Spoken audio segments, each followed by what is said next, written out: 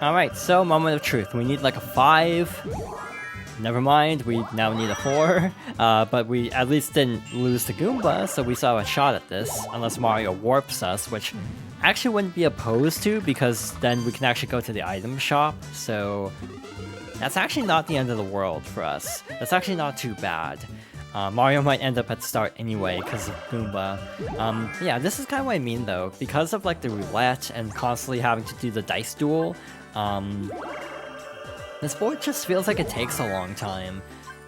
In a game that already has like slow movement speed to the point of everything taking a long time regardless. To be fair, you can speed it up by turning off like the minigame tutorial screens and like AI minigames, so you can speed up a little bit, but not a huge amount like in the N64 games.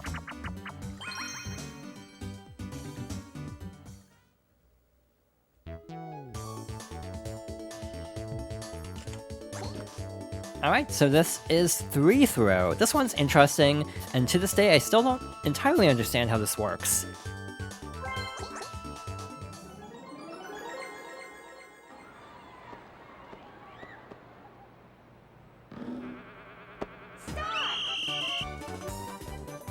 So A jumps, B shoots.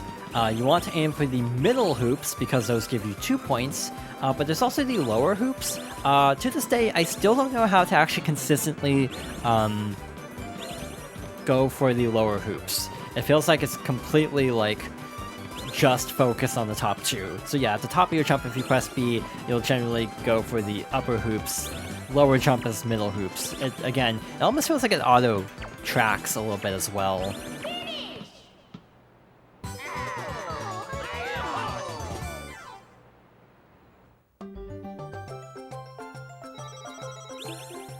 Either way, we're up to 77 coins.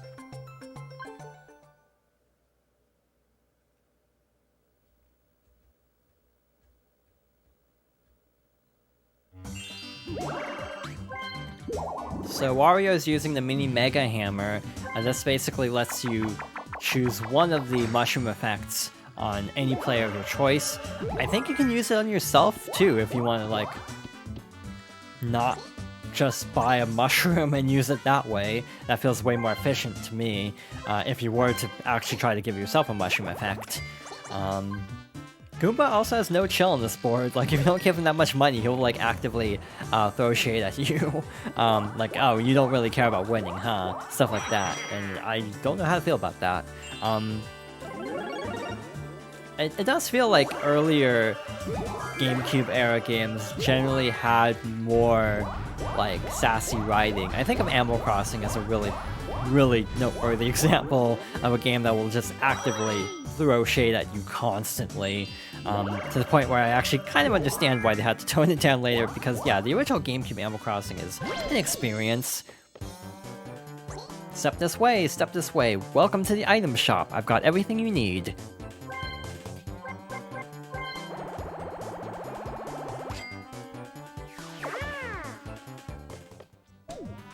Alright, so that's exactly how I was hoping that turn would go. We got another mushroom, and we have a magic lamp. So yeah, we are in good shape. If someone gets too close to the star, we can just warp there, which gives us a bit of a safety net here. Another 4-player minigame. Let's hope it's another new one. It is not.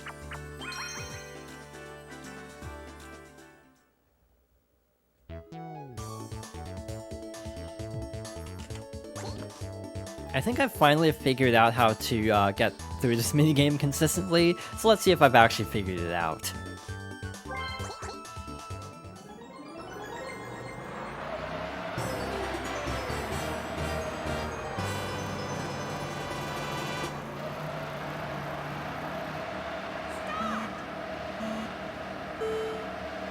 So you kind of want to hold the button down lightly at first, and then hold it down all the way as, like, you get closer to it actually starting.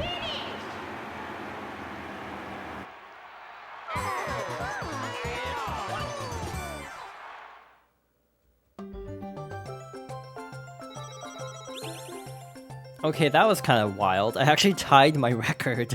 I'm not entirely sure how common that would be to actually get an exact tie on that.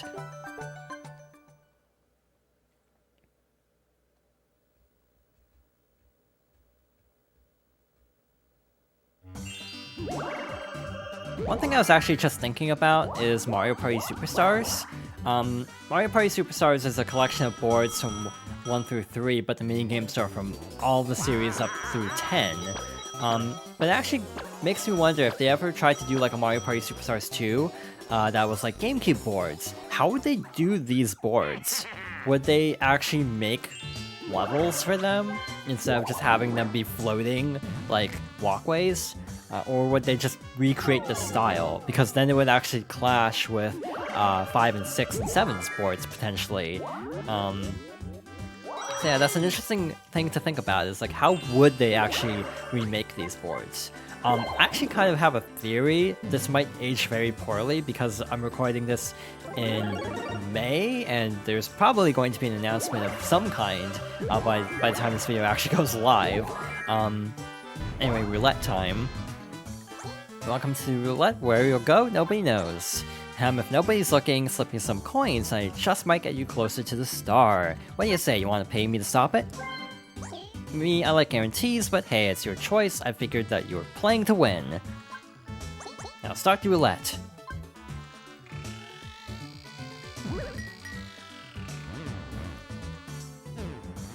See, even without paying, I got it very easily, though I landed on the happening space, so oh well. So basically, we can kind of influence our direction a little bit, but this is still relatively automatic. We still want to collect as many coins as possible. I did a very poor job of that, though. Yeah, I kind of expect that Mario Party Superstars and Super Mario Party could be two series that kind of alternate. Like, you could get a Super Mario Party 2 with, like, original boards and minigames, and then a Mario Party Superstars 2 that builds on existing boards, if that makes sense. Anyway, another battle game.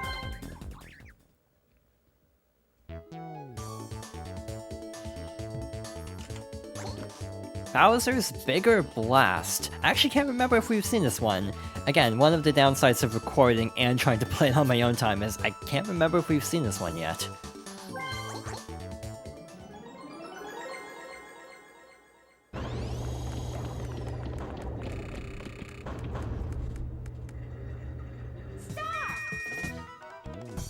For whatever reason, the AI really loves to pick this minigame. If they have an option, they will usually go for this, and it sucks because this is completely luck-based. This is actually a remake of a minigame from 2, Bowser's Big Blast, hence why it's Bigger Blast. This was also brought back in Superstars with the added gimmick of every time you press a actually it was Bowser's Big Blast that was brought back, but with the added gimmick of every time you press a switch, it basically waits a very long time to tell you if you're safe or not, to try to build up suspense. This is actually like the fastest round of this minigame I've ever seen. If Daisy actually picks the wrong switch this time, I will have done nothing. Oh, well, we actually have to play the game now, I guess. This is R, by the way, not A, like in the original. So yeah, hold down R. And we picked poorly.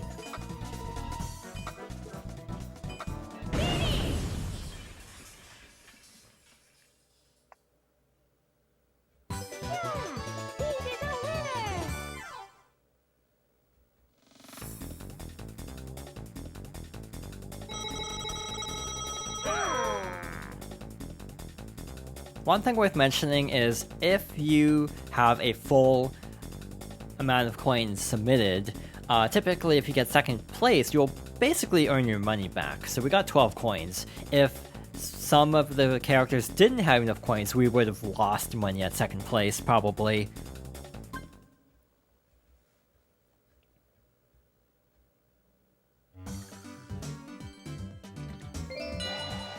Another 1v3 where we're the 1.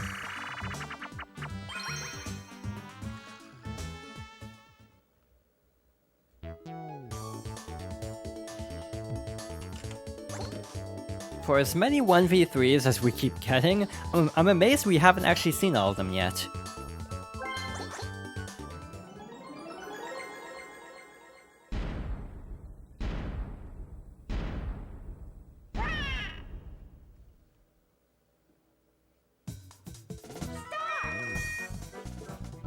Anyway, we have another round of Tree Stomp.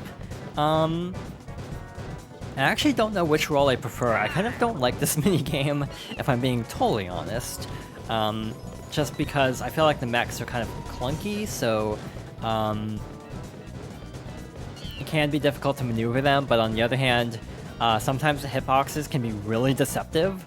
So for the one player, it can also be a little tricky trying to slip by, just because of like hitboxes that don't entirely line up the way you think they will. Sometimes it looks like you'll be fine, but then you'll still lose. So yeah, I would recommend playing this fairly cautiously. This is not a good spot to be in, but the minigame's almost over.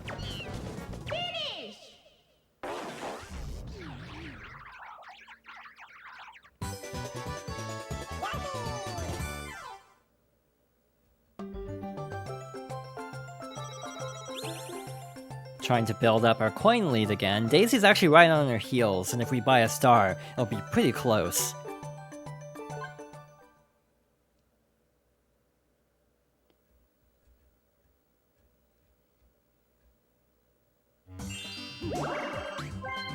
At least we're on the same space as Wario, so he can't stomp us yet. There's a very good chance he could actually roll enough to stomp us anyway. Like, if he rolled really high, he would actually steal the coins anyway. We'll still steal Mario's 7 coins, not that that's enough to get him a star. I feel like there are 2 plays I could make here, and I don't know which play would be better. Technically, a good play would be to use a mini mushroom and try to land on the happening space. Alternatively, I could try to go for an item, because there is a mini mushroom game coming up very soon. Impressive, Daisy actually won that. The odds were definitely stacked against her, which means we have a battle game, but Mario has no money, so this is going to be a potential loss even if we win the minigame, depending on how much is requested of us. Only 10 coins, that's not too bad.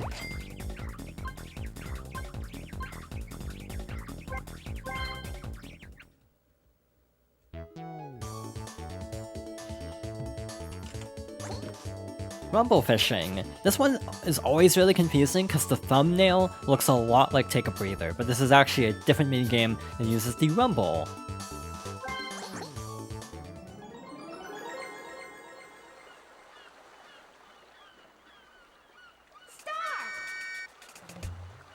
All there is to this is press A as soon as the controller rumbles to catch the biggest fish.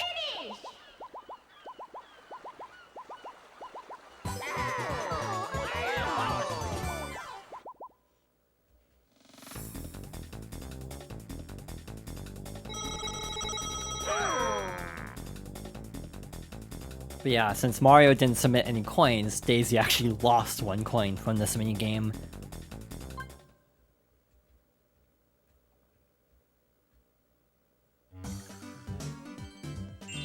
I don't know if it's just me, but it also feels like there is a disproportionate number of battle games in this particular Mario Party. Like, I feel like battle games don't come up this often in like any other game, because there's not a space in most games, actually. That's the actual reason. In a lot of games, battle mini-games are just determined, like, at the end of a turn. They'll just be like, hey, it's time for a battle, and that's how they decide that.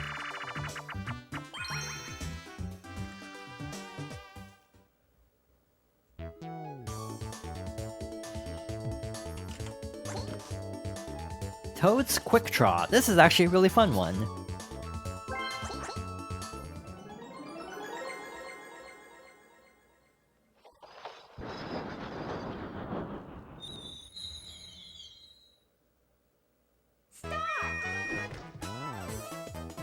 Basically, we have to shoot the balloon corresponding to whatever color Toad holds up. We have our cursors, again, they're actually color-coded by character instead of by player order, which is really nice. So we are green, Daisy's yellow, Mario's red, and Mario is purple. So yeah, it is actually a really nice detail. Again, later Mario parties would be like, yeah, player 1 is red, and player 2 is blue, and so on. But I actually do miss that from this game.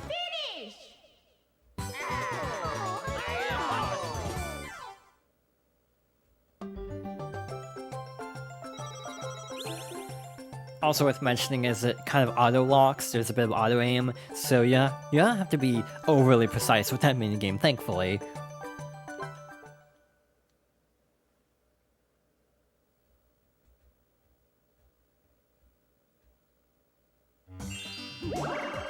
We have to be getting pretty close to the last 5 turns. This is actually going a lot faster than I thought, partly because a lot of people are skipping Goomba, and we've kind of been stuck in one spot for a very long time, thus we aren't really hitting the various slowdown points of this board. I've definitely seen cases where, yeah, a lot of characters end up having to do the dice rolling and having to go through the roulette again, and yeah, that just kind of slows down everything.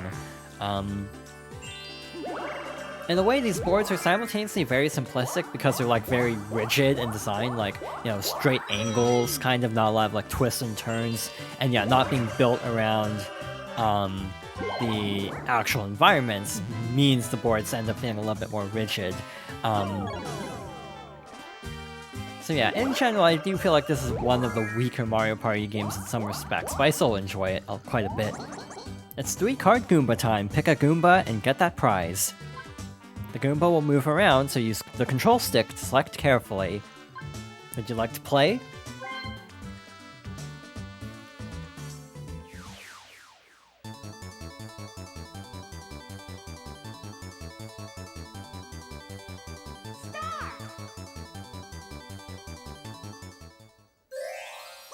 Yowza, you're a bona fide card shark. Here's your Gadlight.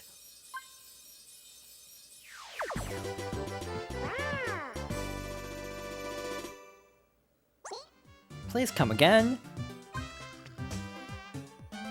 That is actually extremely not helpful on this board because Boo is in such a weird spot. In the lower right corner, like if you go from the top right quadrant down to the lower right quadrant, then you can see Boo. But other than like a Boo's crystal ball, which is from the shop, yeah, the odds of actually seeing Boo in this board are really low. So a Gadlight isn't actually that great. In some boards it's really good if there's a high risk of having your coin stolen. In this one it's kind of not overly helpful. But hey, it's a fairly rare item, so it's cool that we got one. Another 1v3, let's see if we can get the last one.